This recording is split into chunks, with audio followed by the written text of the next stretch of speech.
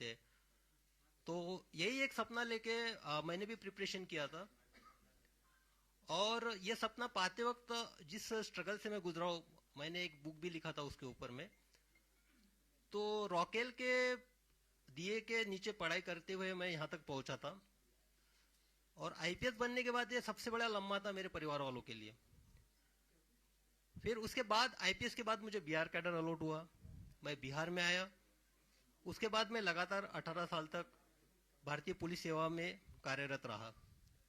तो सबसे पहले मैं तमाम मेरे अपने बिहार वासियों को धन्यवाद देना चाहता हूं, उनका शुक्रिया अदा करना चाहता हूं, जो कि उन्होंने मुझे इतना ज्यादा प्यार दिया, इतना ज्यादा मेरे प्रति विश्वास दिखाया। और दूसरा, आप लोग जो एक न्याय देने की प्रक्रिया के अंतर्गत मैंने लड़ाई लड़ी है सेवा में रहते हुए, उसमें आप सब लोगों का, मीडिया कर्मियों का बहुत बड़ा योगदान रहा है और मैं खुले दिल से एक्सेप्ट करता हूं।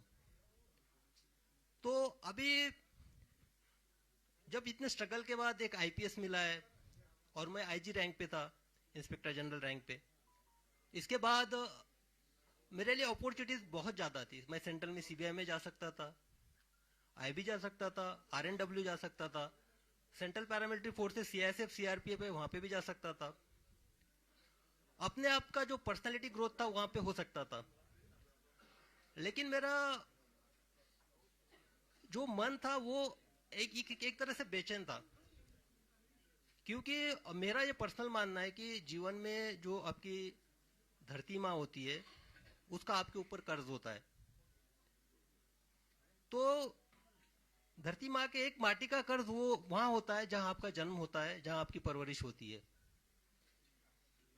और दूसरा कर्ज आपके उस माटी का वहां पे होता है जो आपकी कर्म भूमि होती है। मैं मानता हूं कि मेरा जन्म महाराष्ट्र में हुआ, मेरा नाम शिवदीप मेरे माँ पिताजी ने रखा। लेकिन जो शिवदीप नाम है, इसको सही मायने में जो वजूद है, जो एक पहचान है, जो एक आइडेंटिटी है, वो मुझे बिहार ने दी और इस कर्मभूमि ने दी।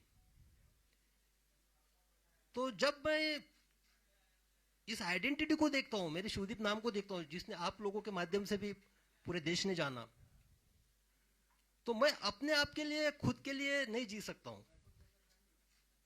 जब मैं अभी पूरे बिहार को देख रहा हूं, यहाँ के स्पेशली युवा एनर्जी को देख रहा हूं, युवा पीढ़ी को देख रहा हूं,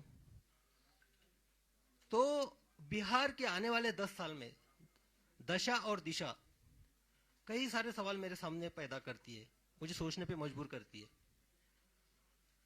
तो मुझे लगा कि सिर्फ सेवा में रह के मैं अपने आप के ग्रोथ से ज्यादा जिस माटी का कर्ज मेरे ऊपर है उसके तरफ क्यों ना एक कदम उठाऊं, क्यों ना वो बिहार की दशा और दिशा में जो युवा ऊर्जा है, युवा एनर्जी है, उसको चैनलाइज के तौर पे एक माध्यम बनूं।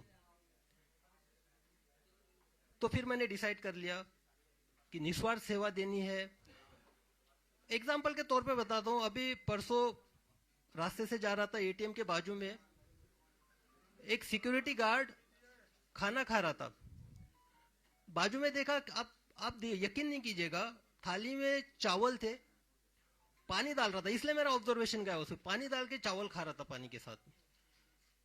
तो वो तो पुलिस का काम नहीं हो, पुलिस के पास नहीं आ सकता है अगर मैं सर्विस में रहता तो।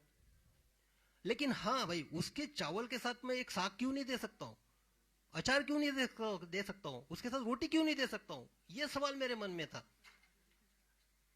तो मैंने सोचा कि त्याग करना चाहिए, इसलिए मैंने निर्णय लिया कि सर्विस से इस्तीफा देना चाहिए।